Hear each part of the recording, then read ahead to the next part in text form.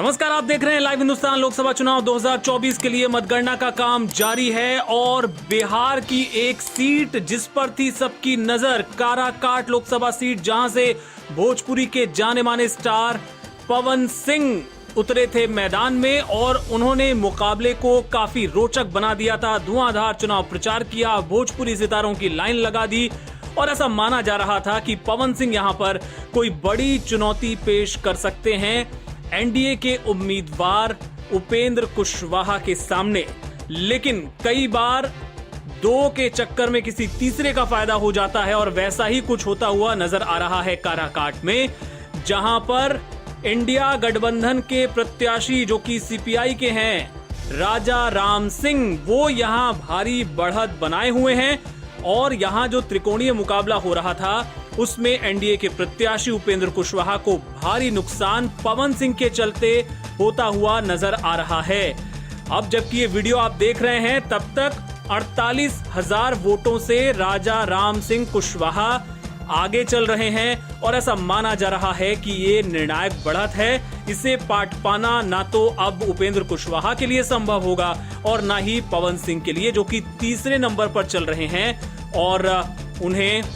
1 लाख कुछ, जो एक एग्जैक्ट आंकड़ा आपको बता देते हैं, सीपीआई माले के जो राजा राम सिंह कुशवाहा हैं उनको 1,62,000 वोट पाकर वो पहले नंबर पर हैं, चुनाव जीतते नजर आ रहे हैं। उपेंद्र कुशवाहा को मिले हैं 1,13,227 वोट, वो दूसरे नंबर पर हैं और तीसरे नंबर पर हैं पवन सिंह 1,04,529 वोटों के साथ। अभी वोटों की गिनती चल रही है, लेकिन जो रुझान है वो साफ इशारा कर रहे हैं कि पवन सिंह का जादू नहीं चला, उल्टा उनके चक्कर में बीजेपी के सहयोगी उपेंद्र कुशवाहा को तगड़ा झटका लग गया है। आपको यहां पर यह बता दें कि पवन सिंह को पहले बीजेपी ने बंगाल के आसनसोल से टिकट दिया था, लेकिन एक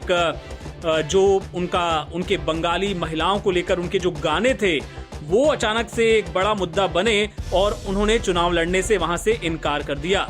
लेकिन आसनसोल छोड़ने के बाद उन्होंने तय किया कि वो अपने दम पर अपने बूते काराकाट सीट से चुनाव लड़ेंगे, क्योंकि उन्होंने अपनी मां से वादा किया है। अपने मां से किए वादे का हवाला देते हुए उन्होंने यहां से चुनावी मैदान में उतरने का फैसला किया। बीजेपी ने काफी मान मनव्वल की, लेकिन पवन सिंह नहीं माने और प्रधानमंत्री नरेंद्र मोदी की रैली के एक दिन पहले पवन सिंह को बीजेपी से